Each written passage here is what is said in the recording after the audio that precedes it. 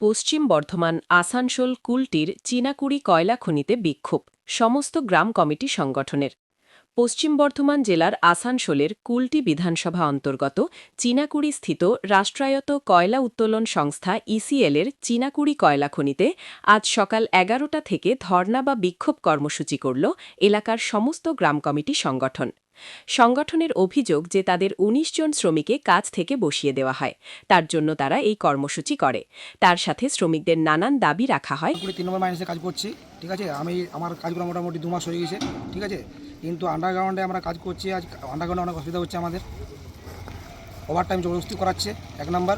২ নম্বর হচ্ছে ওরা কাজে একটা উপরে বলে পাঠাচ্ছে, নিচে অন্যরকম কাজ করাচ্ছে। উপরে বলছে ডিলারে যাও, ডিলারে না যে অন্য যে কোনো কাজ করাচ্ছে ওরা, মানে কোনো ডিগনেশন কিছু নেই, মানে গরু গাধা পাড়া যেদিকে সেদিকে কাজ করছে। বলছি আপনাদের হাজিরি কত রয়েছে?